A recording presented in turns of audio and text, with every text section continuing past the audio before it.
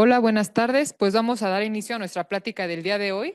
La plática es impartida por el doctor Jorge Aquino Matús. La plática se llama Optimización médica en eje erosivo del consultorio al bisturí.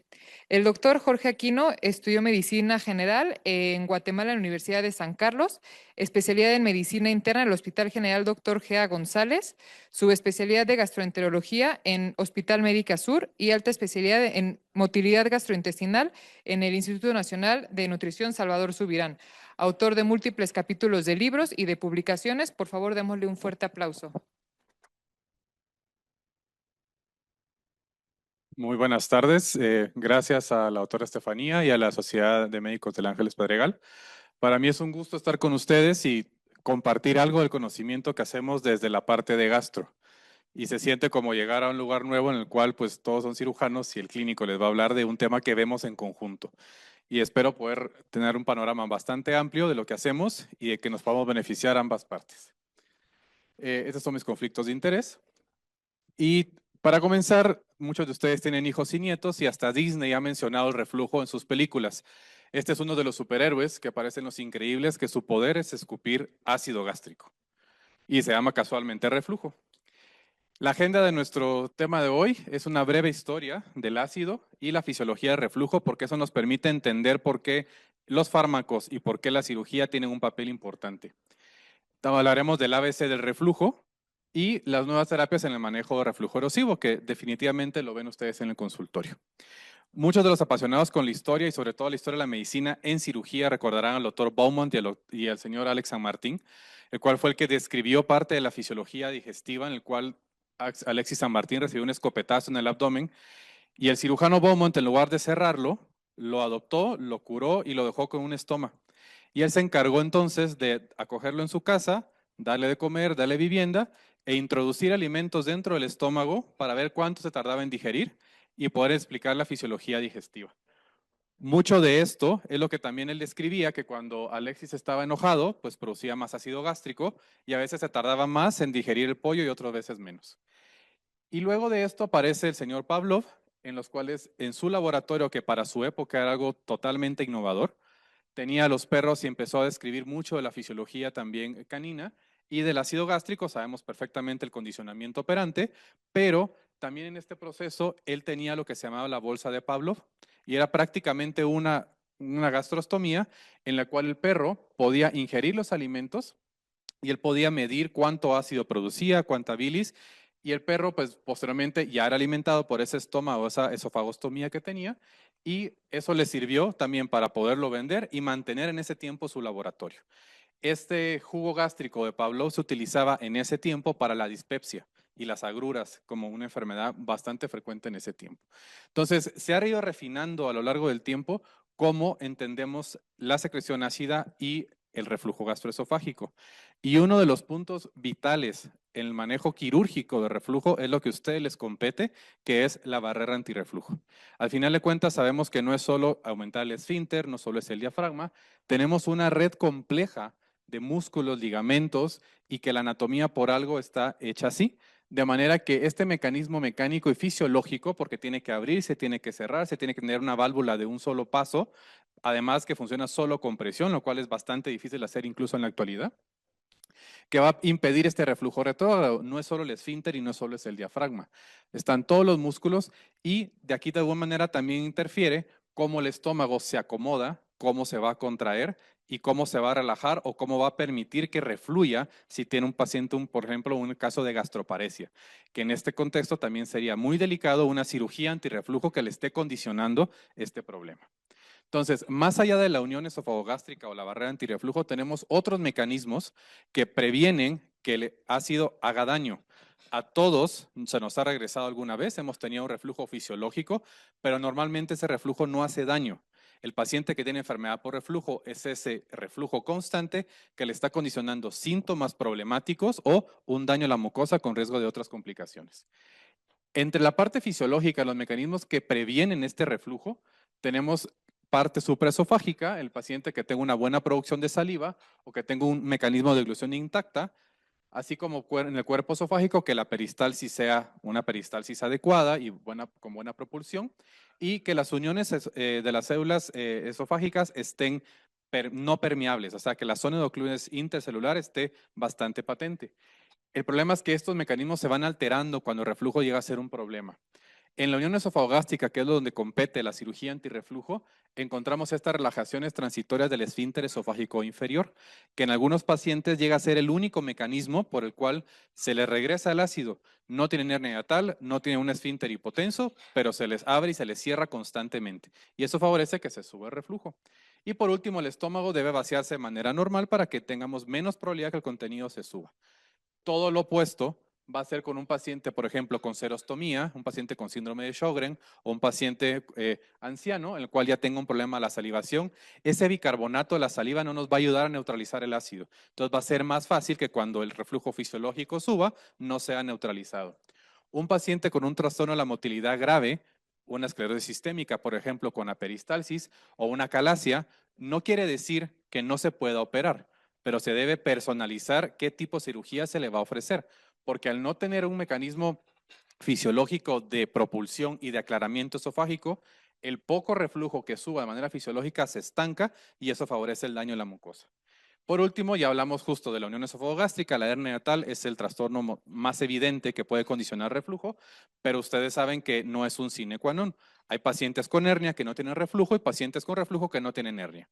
Entonces, puede ser uno de los targets terapéuticos si es el responsable de la enfermedad del paciente. Y pacientes con gastroparesia que se puede confundir de mucha manera y es donde exclusivamente tienen el papel los procinéticos dentro del manejo de reflujo, que antiguamente las guías lo mencionaban de primera línea y actualmente ya se han dado cuenta que realmente el papel que tiene no es el más importante. En esta gráfica vemos cómo los fenotipos de la enfermedad relacionadas al ácido se van relacionando justo con la mayor exposición al reflujo. Un paciente que tiene esófago de Barrett, definitivamente su exposición al ácido es usualmente mayor. Pero dentro de este espectro, a un paciente que tiene menos exposición al ácido, también existen los trastornos funcionales de este espectro de esófago de Barrett, esofagitis erosiva, esofagitis no erosiva, una hipersensibilidad al ácido y una pirosis funcional. El doctor Baesi, que es de los más grandes expertos de esófago, menciona que el esófago es un órgano bastante tonto, porque le duele exactamente igual todo lo que pase ahí. Duele exactamente igual una pirosis funcional de la pirosis que genera una esofagitis erosiva e incluso el esófago de Barrett, muchos de los pacientes que ustedes han visto ni siquiera manifiestan síntomas. Ha estado tan quemada la mucosa con tanto daño a las neuronas que a ni siquiera les duele. Entonces, esto implica que para poder optar por un tratamiento tanto farmacológico como quirúrgico correctivo, implica estadificar al paciente en dónde está para ofrecerle un mejor desenlace. Definitivamente operar un paciente con pirosis funcional no le va a resolver los síntomas, pero un paciente con esófago de Barrett con un exceso de ácido de difícil control definitivamente va a disminuir la exposición al ácido y por consiguiente el daño a la mucosa. Y para eso tenemos este consenso, que es el consenso de Montreal, donde definen cuáles son los síndromes esofágicos y los síndromes extraesofágicos. Y de esta manera es bastante claro entender que un paciente que les consulta con tos por reflujo y le dice, ya me vio el otorrino, me dio omeprazol, no mejoré, vaya con el gastro para que le revise porque seguro reflujo. El paciente no se queja de síntomas típicos, que son pirosis, regurgitación y dolor torácico. Por pura lógica, es muy difícil que el paciente tenga síntomas superiores extraesofágicos si no siente que se le sube, no siente que se le quema. Por eso la tos por reflujo no es uno de los síntomas cardinales. Sabemos exactamente que el paciente, si encontramos una erosión esofágica, es reflujo, pero todo lo que ya viene de lo atípico, que es lo que más nos consultan, la faringitis, la tos, la fibrosis pulmonar, tenemos que tener evidencia contundente a favor de la enfermedad por reflujo de que sea la causa del síndrome extraesofágico. Y por pura probabilidad de fisiología va a ser lo menos frecuente. Entonces, sabiendo de dónde va a partir el ácido, vamos a delimitar el ABC del reflujo. Y esto está dividido como la anamnesis, que es lo primero que tenemos que hacer. Posteriormente, la búsqueda objetiva de la enfermedad por reflujo. Y la sexta divide en dos, porque definitivamente veremos las complicaciones asociadas a un reflujo crónico y el papel de la cirugía dentro del manejo de estos pacientes. La anamnesis, que es lo primero que nos enseñan en la facultad y algo que honestamente era muy escéptico cuando era estudiante, que nos decían que el 80% del diagnóstico está en la historia clínica. Uno de estudiante, uno quiere la tomografía, quiere la endoscopía, quiere todo, pero cuando llegamos a la parte de motilidad, me percaté que el paciente me está dando todos los criterios diagnósticos, todos los abordajes, todo lo estaba diciendo el paciente. Y ustedes lo pueden hacer de manera inicial, principalmente delimitando dónde están los síntomas esofágicos. No todos los síntomas de esófago, típicos son de esófago. Principalmente la disfagia es un dato de alarma y debe abordarse inmediatamente. Afortunadamente, la principal causa de disfagia esofágica es enfermedad por reflujo. El globus, que es un síntoma típico del paciente que menciona con un globo en la garganta, usualmente no asociado con los alimentos, pero que incluso mejora cuando deglute, ese paciente lo más probable es que no sea por reflujo. Y la intervención con ácido en estos pacientes tiene menos del 50%. La pirosis, que es el síntoma típico y viene del griego que es quemadura, que es pairo. El dolor torácico, la regurgitación, que es regurgitar, que es moverse hacia atrás. Y dos síntomas que de por sí nos consultan con frecuencia, que es el hipo, que es uno de los temas más difíciles de manejar, porque no hay un consenso como tal y las intervenciones tienen muy baja calidad de evidencia y mucho depende del paciente. Hasta las maniobras de la abuelita funcionan. Y la odinofagia, que usualmente también cuando tenemos un reflujo bastante severo puede estar acompañado. Si nosotros logramos delimitar que los síntomas del paciente van del esófago, ya estamos de ganancia. Y estos son los descritos como asociados a enfermedades esofágicas. Si el paciente no se queja de estos tres, ya de por sí la probabilidad de que sea reflujo es menor. Pero una cosa es lo que dicen los libros y luego lo que podemos reproducir. Y este es el cuestionario HER-Q, que es que utilizamos en muchos estudios de investigación. Incluso originalmente fue validado estas preguntas contra el criterio de los expertos en gastroenterología y tenía un rendimiento diagnóstico similar. Y es algo que ustedes pueden utilizar en el consultorio, sobre todo para salir de dudas y con el paciente decirle, bueno, si su puntaje es bajo, vamos a hacer lo que implica, pero difícilmente vamos a encontrarlo. Y en un momento nos permite incluso para tomar una decisión, incluso de probabilidad preprueba. Este cuestionario tiene la gran ventaja que tiene una sensibilidad del 64%, pero especificidad del 71%, prácticamente la misma que tiene un criterio clínico de un gastroenterólogo experto. Y la otra gran ventaja que tiene es que ya está validado en México. Entonces ustedes tienen toda la posibilidad de utilizarlo al momento de pasárselo al paciente con el cuestionario y tener un puntaje arriba de 8. La probabilidad de que tenga una enfermedad por reflujo erosiva es mucho más alta. Incluso son los puntos de corte que se utilizan para los estudios de investigación en su momento. Y lo pueden dar como un criterio diagnóstico del paciente. El problema es que una cosa es que sepamos que tiene una probabilidad alta de enfermedad por reflujo y la otra es que vamos a hacer. Lo primero que uno sospecha siempre es hacer una endoscopía, pero llega a ser algo muy caro, sobre todo en la parte privada y en la parte pública también consume muchos recursos. Por eso, el grupo del Dr. Faz, que es de los más grandes expertos también de reflujo, diseñó el reto con IVP, que es lo que hacemos en la práctica privada. Hizo un modelo matemático de costo efectivo de qué tantos pacientes, de acuerdo a tal puntaje, que es 8 para arriba, podían recibir un tratamiento de 4 semanas y con eso, si los síntomas mejoraban y no regresaban, sin datos de alarma, ese paciente pues tenía reflujo y no hay más que hacer. Pero un paciente que luego de esos 4 semanas persiste con síntomas, a ese paciente sí se le va a hacer la endoscopía. Y entonces ahí tenemos que este reto con IVP tenía un rendimiento diagnóstico, una sensibilidad del 80% y especificidad del 57%. Si se dan cuenta, no va a reemplazar el cuestionario, pero va a aportar datos adicionales. Porque si ustedes tienen un paciente con 14 puntos, lo primero que tienen que hacer es darle un reto con un inhibidor de bomba o con un pick-up. Y este análisis económico reportó un promedio de $348 por paciente, que por paciente puede no sonar tanto, pero cuando multiplican con toda la prevalencia de enfermedad por reflujo, llega a reducir muchísimo los costos para seleccionar solo los que ameritan un abordaje más específico.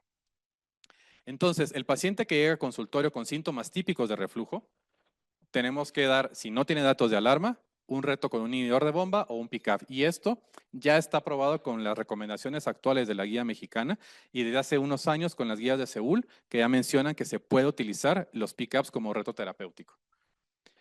Se evalúa la respuesta 4 o 8 semanas. Aquí sí se vale. Si ustedes en 4 semanas dicen que lo van a revisar, está bien. Algunos dicen en 6, otros en 8, pero no más de 8 semanas. Porque si su paciente no mejoró en las 8 semanas, hay que hacer un abordaje específico y encontrar el reflujo que lo vamos a llamar accionable. Evidencia contundente, reflujo para decidir a dónde vamos a caminar. Muchos pacientes lo que va a pasar es que mejoran acá y luego desaparecen. Y el problema que desaparecen es que se quedan tomando el inhibidor de bomba o el pick-up de por vida hasta que les deja de hacer efecto, porque lo más probable es que no tenían reflujo para empezar. Luego de evaluar esta respuesta sintomática de 4 a 8 semanas, si el paciente tuvo respuesta sostenida, intentamos disminuir el inhibidor de bomba.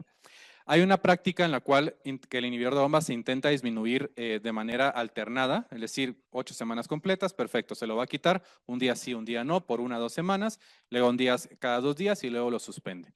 Tiene una explicación fisiológica porque al tener inhibido el ácido, la gastrina se trepa. Tenemos las cuestiones de hipergastrinemia. Por eso incluso cuando estamos abordando diarreas que sospechamos un gastrinoma, debemos suspender los inhibidores de bomba y otros medicamentos por ese exceso de gastrina que produce. Y la gastrina en exceso, cuando tenemos la pérdida del inhibidor de bomba, produce mayor secreción gástrica. Entonces, muchos pacientes se quejan de que cuando suspendieron el inhibidor de bomba, entonces les dio más reflujo. Lo que hacemos en esa estrategia es intentar disminuirla de manera gradual.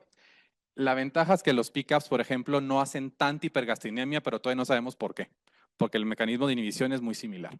Entonces, reducimos al paciente la dosis a una mínima efectiva e incluso si lo puede dejar a demanda, está bien. Y si continúa de manera intermitente, luego de un año y persisten los síntomas, le dice, doctor, me lo tomo 3 veces por semana y no necesariamente porque coma más. Entonces, luego de un año de tenerlo con manera intermitente, hacemos el abordaje accionable de buscar evidencia contundente de reflujo, porque no toda su vida han tenido que tomar el inhibidor de bomba de por vida. Algo pasó en este año que le condicionó que entonces requiriera un medicamento antisecretor. Donde nosotros nos vamos a enfocar va a ser los pacientes en los cuales no mejoran, porque estos pacientes hay que darles una respuesta. Tienen síntomas típicos de reflujo, pero no hay una respuesta inhibidor de bomba. Un maestro dice que el paciente que tiene una enfermedad por ácido, hasta con el bicarbonato se alivia. Difícilmente un paciente que sus síntomas no son por ácido, inhibiendo el ácido con un buen medicamento, no va a mejorar, a menos que sea un verdadero refractario o que el síntoma no venga por ácido. Entonces, lo primero que hacemos en consulta es evaluar el apego, si se lo tomó bien, en el caso de los inhibidores de bomba, si era antes de los alimentos, si tenía la dosis constante o se puede hacer incluso un cambio. Algunos pacientes tienen polimorfismos que hacen que depuren más rápido algunos inhibidores de bomba. Afortunadamente, con los 2 pickups que tenemos no hay ese problema, pero puede ser una estrategia de en ese lapso de 2 semanas cambiar a otro inhibidor de bomba. Si definitivamente no funcionó, entonces tenemos que hacer el diagnóstico accionable.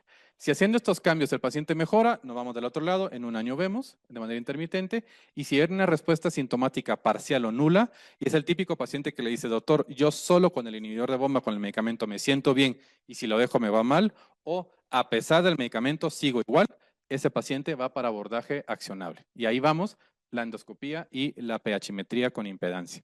Si se dan cuenta, mucho de lo que nos toca hacer es en el consultorio, antes incluso de ofrecer una endoscopía para el diagnóstico objetivo. Si el paciente tiene datos de alarma, ahí sí cambia el algoritmo. Entonces, dentro del interrogatorio, que ya tenemos la búsqueda de cómo hacerlo, vamos entonces a ver al paciente que tenemos que dar una búsqueda objetiva y resolver el diagnóstico objetivo de reflujo. Y en este caso utilizamos el consenso de Lyon, que nos permite de una manera muy ordenada el paciente que tiene síntomas típicos en la primera parte, y el abordaje inicial, aquí lo mencionan, si el paciente tiene síntomas típicos, no dato de alarma, inicia el reto con inhibidor de bomba. No mejora, entonces busque de manera objetiva.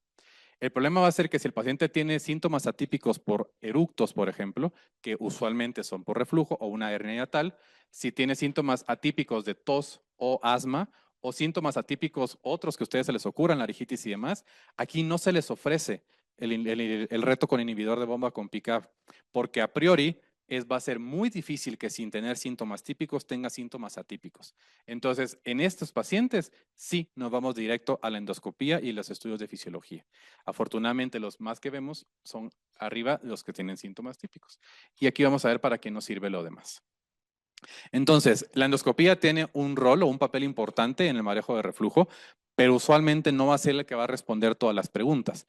El paciente que tiene una esofagitis erosiva, el diagnóstico está ahí clarito, pero es más frecuente encontrar pacientes sin erosiones, que es casi 7 de cada 10, a una enfermedad por reflujo erosiva, un esófago de Barrett o un adenocarcinoma. Entonces, ¿dónde entra el endoscopista en este lado? Cuando hay síntomas persistentes, que es lo que platicamos de manera usual, síntomas atípicos como odinofagia o disfagia, porque entonces hay que buscar esta causa de disfagia como un dato de alarma, pérdida de peso no intencionada, evidencia de hemorragia de tubo digestivo, no es normal que un reflujo les haga sangrar. Hallazgos de una masa, estenosis o úlceras por otro estudio de imagen que usualmente también nos llevan. Ya me hicieron un esofagograma, doctor, y aquí dice que tengo reflujo grado 3. Sí, pero eso no es concluyente de reflujo. Y ahí le vieron una indentación por una masa, por ejemplo. Vómito persistente o evaluación de pacientes antes de un procedimiento de una cirugía antirreflujo. Es imposible o debería ser imposible que un paciente entre a cirugía si no se ha hecho una endoscopía antes. Y más aún, una manometría, y vamos a ver por qué. Y en un caso de paciente, cuando tengamos en México la cápsula Bravo, para hacer un monitoreo de 96 horas con la pHmetría de la cápsula Bravo. Entonces, si en la endoscopía encontramos una esofagitis grado A, eso tiene una sensibilidad menor del 30% para una enfermedad por reflujo. Efectivamente la puede tener exceso de ácido, pero la variabilidad interobservador entre lo que ven ustedes y lo que veo yo es menos del 30%. Entonces, puede que sí, puede que no. De B para arriba, eso ya cambió del león anterior, del león 1 a león 2. La B para arriba ya tiene una sensibilidad del 50%. Ya la mitad de los expertos dicen esto sí es, esto no es. Y cuando se correlaciona con los estudios de pHmetría, más de un 80% salen con exposición anormal. Entonces, ya de B, C y D tienen el diagnóstico de enfermedad por reflujo, no necesitan una pHmetría para confirmarlo y este paciente ya tiene una evidencia accionable. Tengo un diagnóstico contundente que amerita tratamiento, primero médico y si no, quirúrgico. El problema es que la mayoría de pacientes que vamos a someter a endoscopía, por estos algoritmos que ya vimos, síntomas persistentes que no responden, la mayoría van a tener una esofagitis grado A o grado B o incluso una endoscopía normal. Por temas de seguro, y eso también hay que decirlo, usualmente vemos que tiene una esofagitis no erosiva para que justo el seguro nos permita terminar el abordaje del paciente, porque qué culpa tiene el paciente que no el seguro no le cubra. Pero a menos encontremos algo contundente, y lo ven en este estudio de pacientes que no tenían tratamiento o que habían fallado, es mucho menos probable que encontremos una esofagitis grado C o grado D. La recomendación también es que si el paciente está con el inhibidor de bomba o con el PCAB, lo suspenda por lo menos 2 semanas antes de la endoscopía, porque puede ser que estemos enmascarando los hallazgos de una esofagitis erosiva. Y eso sí se ha demostrado que aumenta la sensibilidad de diagnóstico de estos problemas. Si encontramos un esófago de Barrett en ese momento, lo que implica es entonces darle el inhibidor de bomba por 4 semanas y posteriormente repetir la endoscopía para tomarle biopsias al Barrett, porque si no se puede sobreestimar la displasia sobre una esofagitis activa. Entonces, al final de cuentas, la endoscopía nos da un parteaguas de ver a dónde caminamos y ser muy claro con el paciente. Tenemos este problema, lo que implica es A y B. Tenemos este problema, es C y D. Entonces, al tener el paciente con evidencia contundente de reflujo, hemos utilizado la endoscopía de manera inicial. Si aparece con una esofagitis B, C o D, es reflujo, no hay de otra. Si encontramos un esófago de Barrett comprobado con biopsia, es reflujo, no hay de otra. O si encontramos una estenosis péptica. Y evidentemente un adenocarcinoma, pero ahí cambia el algoritmo. El problema va a ser que la mayoría de pacientes, como les digo, 7 de cada 10, no encontramos nada de esto. Entonces, no estamos seguros de que tenga reflujo o no. El siguiente paso va a ser entonces la pHmetría con impedancia, porque ese al final de cuentas es el estándar de oro para definir que el paciente tiene exceso de ácido. Eso lo hacemos, bastantes cirujanos, también lo hacemos los de motilidad, y lo que nos implica es un catéter de 24 horas de la nariz al estómago que le mide cuánto ácido se sube. Es lo mejor que tenemos, mas no es perfecto, porque no es infrecuente que muchos pacientes, el día que se hace el estudio, ese día no tuvo síntomas, por cosa de la vida. Pero el día que se lo quitan, ese día estaba con la pirosis y regurgitación. Afortunadamente, la exposición al ácido, que es uno de los parámetros que marcan el diagnóstico, no se modifica tanto relacionado a los síntomas. Lo que puede pasar es que el paciente tenga mucho ácido con un tiempo de exposición más de 6%, que equivale más o menos a 1 hora durante todo el día, y que no tenga asociación con síntomas. El paciente no detectó que se le subía. El problema va a ser que muchos pacientes no tienen exceso de ácido, pero los pocos eventos que se suben, eso lo sintieron y los marcaron con una correlación que cuando se hace el análisis ahí aparece. Ese paciente no tiene enfermedad por reflujo, pero tiene lo que se llama una hipersensibilidad. Los pocos eventos que se suben le duelen. Y ese paciente puede beneficiarse de cirugía antirreflujo e incluso de tratamiento farmacológico. Pero lo que más vamos a encontrar va a ser el paciente que tiene exposición normal al ácido y tuvo síntomas todo el día. Cuando uno hace el análisis, menos de 4%, no hubo correlación sintomática y el paciente le picó 73 veces al aparato. Ese paciente lo que tenía era una pirosis funcional. Recordemos que el esófago le duele lo mismo, sea por ácido o sea por otras cuestiones. Entonces, ese paciente definitivamente no se beneficiaría ni de un tratamiento farmacológico ni de un tratamiento quirúrgico, porque se va a seguir sintiendo igual, ya que sus síntomas no son por ácido. Uno de los parámetros que nos ayudan en esas áreas grises en el cual el paciente está entre un 4 y un 6% es la impedancia media basal nocturna.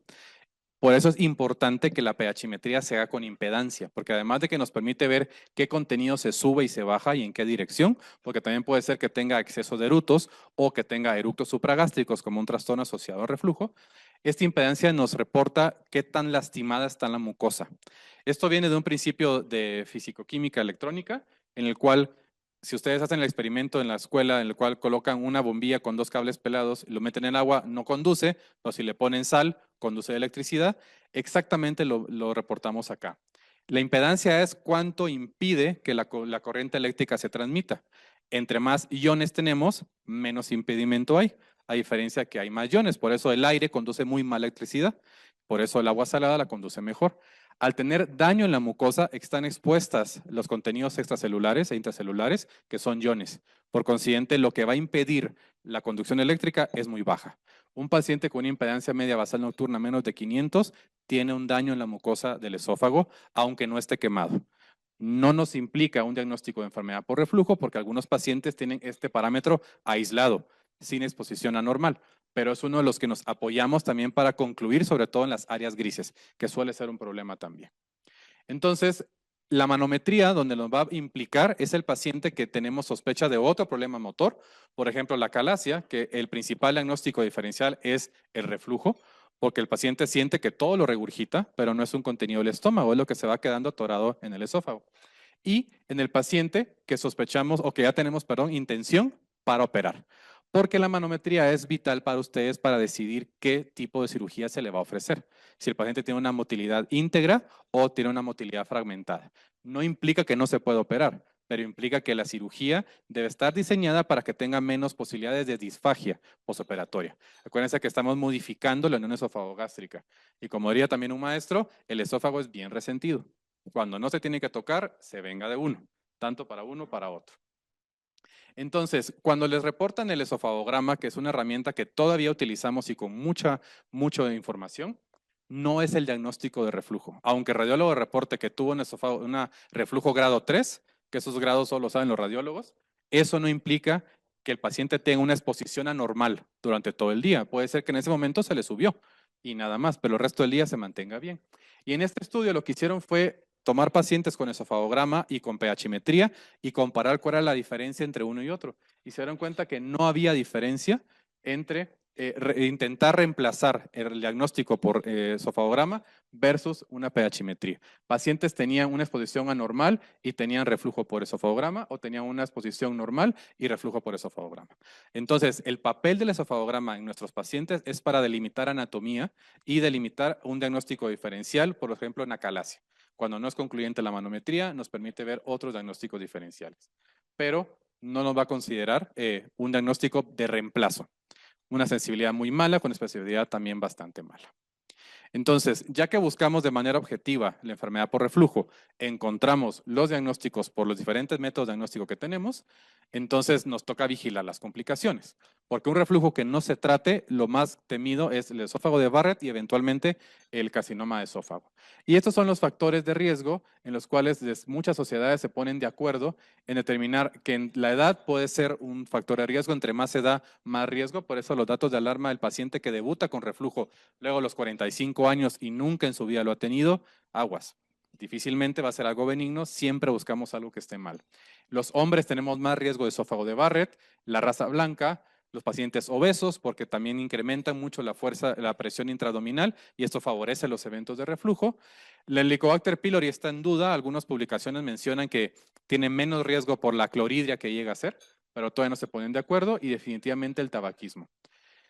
Y cuando nosotros en la endoscopía encontramos una estenosis péptica, ya es una complicación grave porque se va a asociar a disfagia y la encontramos hasta en un 23% de los pacientes, un esófago de Barrett, la longitud de lo que más nos va a interesar, por eso la evaluación del esófago de Barrett es importantísima para su seguimiento, porque la prevalencia alcanza hasta el 6%, aunque la progresión al año es bastante baja. Por eso no quiere decir que se dejen olvidados. Y por último, encontrar un adenocarcinoma de manera incidental, aparece hasta en el 3% de los pacientes, sobre un Barrett en un 0.5%. Entonces, estas complicaciones es por una exposición anormal al ácido por mucho tiempo. El tiempo necesario para que se consigan y para que el paciente no recibió un diagnóstico certero ni un tratamiento efectivo. Es lo que debemos evitar. Y los puntos clave del Barrett, que es algo que platicaremos en otro momento, que le implica mucho también la cirugía, estos son los factores de riesgo reportados y es de las pocas indicaciones en gastroenterología de un tratamiento antisecretor de por vida, incluso después de operados, porque la poca exposición al ácido, aunque estén con funduplicatura, sí favorece la progresión. Entonces, aunque el paciente esté operado, se casó ya con el inhibidor de bomba o con el PICAP de por vida. En 2020, el Instituto ICUA identificó al omeprazol y pantoprazol como de las 20 moléculas más prescritas en el mundo, y eso ustedes lo ven frecuentemente. Pacientes llegan con ya haber separado todos los prazoles y ahora pues todos los CAPS, los Prazan, y eso implica que es una gran demanda de diagnóstico, porque no quiere decir que la prevalencia de reflujo sea el 80% de la población, pero casi el 80% de las consultas llegan con un omeprazol tomado por cualquier otra causa. Y a pesar de su uso generalizado, hay limitaciones en la disponibilidad y sobre todo en las presentaciones y efectividad. Hay que saber a quién dárselos. Y aquí es donde implica la cirugía, no como un reemplazo al tratamiento, sino como un coadyuvante. Porque un paciente que tiene, una mujer que tiene osteoporosis desde los 40 años y tiene una enfermedad por reflujo grado D, que va a requerir un inhibidor de bomba de por vida, aguas, la osteoporosis se va a poner mucho peor y se nos va a terminar fracturando la cadera, aunque no se va a morir de un esófago de Barrett o un adenocarcinoma. Entonces, sí tenemos que ser muy patentes en quiénes vamos a mandar a operar y en quiénes se va a dejar una terapia de por vida. Y esta es una cita del doctor Ashley Cooper, que era un cirujano británico, y que dice que el mejor cirujano es como el mejor general, el que comete menos errores. Y no quiere decir que no los vamos a cometer. Desde la parte clínica a la quirúrgica siempre cometeremos errores porque no, está en nuestra naturaleza humana. Pero hay que ser los mejores para cometer los menos posibles. Y eso implica tanto desde el criterio clínico hasta el criterio quirúrgico. Y ustedes conocen muy bien la cirugía antirreflujo y la evolución desde el doctor Nissen, que la historia de él es bastante interesante. Él fue estudiante en la Primera Guerra Mundial y fue médico en la Segunda Guerra Mundial de Polonia. Y él fue el que diseñó esta cirugía, aunque no fue el primero que la intentó hacer, pero fue el que él tuvo los mejores resultados. Y esta cirugía fue variando desde una cirugía de 360 hasta las modificaciones de Donahue, Dimister, Tupet y Dor, en las cuales ya se intenta hacer otras modificaciones al esfínter, sobre todo porque ya se conoció mejor la fisiología del esófago y se dieron cuenta que los pacientes que tenían una Nissen de 360 tenían más disfagia postoperatoria porque había una menor motilidad a priori, pero no se habían dado cuenta. Entonces, ¿cómo tomaremos la decisión para operar? Y eso implica tanto que el clínico decía, usted es candidato a cirugía o no. Tenemos afortunadamente los criterios o las guías de Ícaro, y en el cuales se establecen con un consenso de cirujanos, endoscopistas y motilólogos a qué pacientes se van a mandar a operar y en quienes no se beneficiarían tanto de una cirugía. No las describiremos, son 27 puntos con su evidencia, pero es algo que tenemos que tener como referencia. Y aquí lo resumo en este algoritmo. El paciente que tenemos síntomas persistentes de reflujo, que ya vimos cómo funciona, síntomas típicos, hacemos la endoscopía, no hay evidencia, el paciente se trata o se suspende, pero este paciente no va a cirugía. Nos enfocaremos en el paciente que tiene o síntomas atípicos o un reflujo confirmado, lo que se llama en la Lyon una ERGE accionable. Este paciente entonces tenemos una opción de dar tratamiento de por vida o una cirugía antirreflujo con los bemoles que tiene la duración de la misma, que hablaremos más adelante. Entonces, estos pacientes que además de reflujo tienen una obesidad importante, probablemente la funduplicatura no va a ser la mejor estrategia, porque también el sobrepeso va a incrementar la fuerza abdominal, va a ser imposible que puedan vomitar y la va a pasar muy mal. Entonces, estos pacientes van a cirugía antirreflujo, pero no funduplicatura.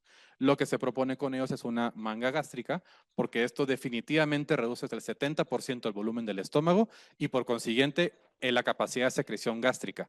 El estómago produce alrededor de 1 litro a 1,5 litros de jugo gástrico al día. O sea, es muchísimo que se le va a regresar. Entonces, un paciente obeso con reflujo importante, un beneficio quirúrgico es la manga gástrica. El paciente que tiene también obesidad, pero usualmente un índice de masa corporal arriba de 30, estos pacientes se benefician aún más de una YDRU.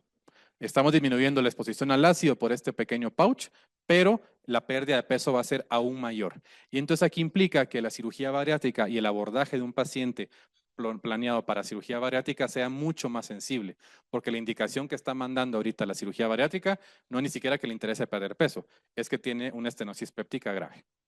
El paciente que tiene dentro del abordaje una dismotilidad en la manometría, principalmente una motilidad esofágica inefectiva o que no tiene reserva peristáltica, que eso lo describimos en los reportes, no quiere decir que no se puede operar. Las acalacias se operan, se hace la miotomía y la funduplicatura parcial. La motilidad no es un problema, lo que implica la motilidad es que no la pueden hacer completa, la tienen que hacer parcial. Porque si no, el paciente lo más probable es que tenga una disfagia postoperatoria y ahí entramos en el círculo vicioso de intentar dilatar y dilatar y dilatar hasta que eventualmente se termina desmantelando la funduplicatura. Entonces, el seleccionar al paciente adecuado para el procedimiento es vital.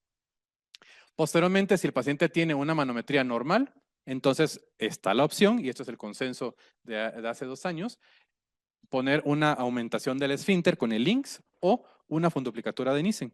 Y es específicamente el paciente que responde al inhibidor de bomba y tiene una necesidad de no consumirlo o el paciente mismo decide, a mí no me lo debe por vida.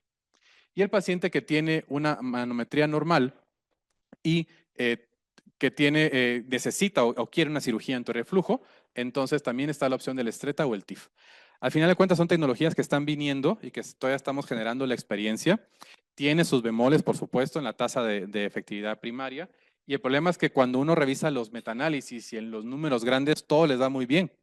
O sea, toda la cirugía antirreflujo de la que mencionamos tienen una mejoría significativa en el tiempo de exposición, alivio sintomático y puntaje de Dimister en este metaanálisis de este año. El problema es que en la vida real no vemos esto. Vemos que el paciente con un LINX no le va muy bien, el Stretta pierde el efecto porque tampoco sabemos qué tanto tenemos que quemar y por cuánto tiempo, y esa cicatriz que se forma en el esófago pues eventualmente se abre con el paso y la tunelización del bolo alimentario. Entonces, no quiere decir que uno sea mejor al otro, y en este estudio comparan contra Nissen, pero sí es una opción que se puede tener con los bemoles de la experiencia del centro y de la experiencia del cirujano o el endoscopista. Y para spoiler, la cirugía antirreflujo en algunos estudios menciona que sí previene la progresión del Barrett y en otros no. El problema es que en este estudio reciente de una cohorte de los países nórdicos, mencionan que primero la indicación del paciente para cirugía era que no tenía síntomas controlados. Ojo, estos pacientes ya fueron abordados con todo lo que platicamos. El problema es que un paciente con síntomas persistentes que no tiene exposición al ácido, el ofrecer una funduplicatura no le va a ayudar. Muchos pacientes querían prevenirse el cáncer porque ya tenían un Barrett, muchos pacientes no querían tomar medicamentos y algunos pensaron que esa era la cura y se les ofreció la cirugía. El problema es que el riesgo que tuvieron a largo plazo comparando la cohorte con Barrett, ambos con Barrett, uno con cirugía y otro con terapia constante, fue incluso mayor en pacientes que tenían una cirugía antirreflujo. Esto genera mucha discusión porque lo que no se sabe es qué tan largo era el Barrett, y esa es la principal crítica que hubo de la editorial. Exactamente, qué tan grande era la C y cuánto era la M. Obviamente sabemos que un esófago de Barrett corto pues tiene menos riesgo de cáncer a un ultra largo. Si son 7 centímetros de lengüeta, eso es mucha mucosa que puede estar dándose daño. Entonces hay que tomarlo con reserva. Si el paciente tiene una indicación de cirugía antirreflujo sobre un Barrett, adelante, pero no se le suspende la terapia antisecretora. Y aquí es donde aparecen las mejores estrategias para la terapia antisecretora. No entraremos en detalle de la historia, pero ya sabemos que tenemos las nuevas moléculas que son incluso de primera línea para el manejo de reflujo e incluso manejo a largo plazo. La terapia antisecreción, hemos tenido a lo largo de la historia muchas intervenciones, incluso resinas de colestiramina para inhibir esa potencia de la colecistoquinina. Y al final de cuentas, los medicamentos inhibidores de bomba lo que va a condicionar es que son unas prodrogas, necesitan una activación. La ventaja que tenemos con los nuevos pickups es que no son una prodroga. Y la inhibición de las bombas también va a ser mucho más potente con los pickups. Y eso se le hago un ejemplo de mi maestro, el doctor Valdovinos, que decía, ir a una fiesta soltero es como andar con un pickup. Uno puede bailar con todas las mujeres de la fiesta. Ir a una fiesta casado es ir con un IVP. Uno solo puede bailar con su esposa. Así funcionan. Los inhibidores de bomba, una vez al inhibir la bomba, no hay manera. Los pickups tienen la posibilidad entonces de inhibir varias bombas. Una vez la inhiben, se inhibe y va para la otra. Entonces, dentro de lo que había pendiente dentro de los inhibidores de bomba de la secreción ácida, era el comienzo gradual, su paciente quiere aliviarse rápido. Era la supresión incompleta al ácido, muchos pacientes tenían el escape nocturno, y aquí donde aparecían la dosis de la noche de los anti-H2. Una pobre control de la parte nocturna, también la limitaba a la hora de los alimentos. Si el paciente le da reflujo ahorita, a menos que sea los de liberación dual, no se lo puede tomar porque va a tener menos efecto, porque necesita las bombas inactivas. Y así como el metabolismo por el CYP2, que esto es un problema cuando el paciente tiene polifarmacia. Entonces, donde aparecen ahora la potencia de los pickups es en este rápido inicio de la acción, la flexibilidad ahora se la pueden tomar ahorita, y un efecto sostenido de la supresión ácida, medido por pHimetría. Estos son los que habían estado en desarrollo, algunos disponibles. Ya tenemos en México 2, vienen otros 2, que eso también será algo interesante de ver. Todavía no tenemos estudios head-to-head uno contra otro. Y me parece que el pacto es de no agresión. Estamos viendo que todos los pickups tienen una cabida en el tratamiento y va a pasar muy parecido a la historia de cuando los inhibidores de bomba fueron reemplazando y desplazando a los anti-H2. Algunos de estos fueron suspendidos fueron detenidos por toxicidad y demás. Estos sabemos que con los que tenemos ahorita no aparece. Aquí aparece el cambio paradigma en el consenso de Seúl, donde ya propusieron a los pickups como primera línea. No están diciendo que son mejores, sabemos que funcionan más rápido y que pueden utilizarse primera línea siguiendo el mismo algoritmo. No quiere decir que van a dejarlos eternamente, son las 4 semanas y luego de eso se hace todo el diagnóstico accionable. Y la nueva propuesta que indican es el reto a las 4 semanas y si el paciente no mejora, seguir el mismo algoritmo, incluso en la refractariedad, llegar a una cirugía. Porque por supuesto, un paciente con una hernia hiatal gigante, difícilmente vamos a poder inhibir el ácido y el escape va a ser mucho mayor. Entonces, tenga un PICAP o tenga un IVP, no va a haber más remedio que una cirugía. Y el fexuprasan, que es el que nos estamos platicando el día de hoy, pues ha tenido un desarrollo de muy pocos años y pues es de los que primos de los prasanes. Tiene un rápido inicio del efecto y esto es lo que pasa principalmente con los inhibidores de bomba. El paciente debe tomarlo varios días para que se van acumulando las vidas medias y con eso alcance la inhibición del ácido intragástrico.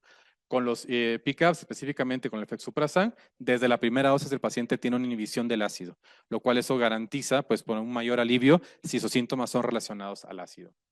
Posteriormente tiene un alivio o una eficacia también por lo menos comparable y hay estudios de superioridad de la tasa de curación de las úlceras. Si ustedes encuentran una esofagitis CID, les interesa que se cure rápido. Los estudios demuestran que el 90% de las 4 semanas están curados.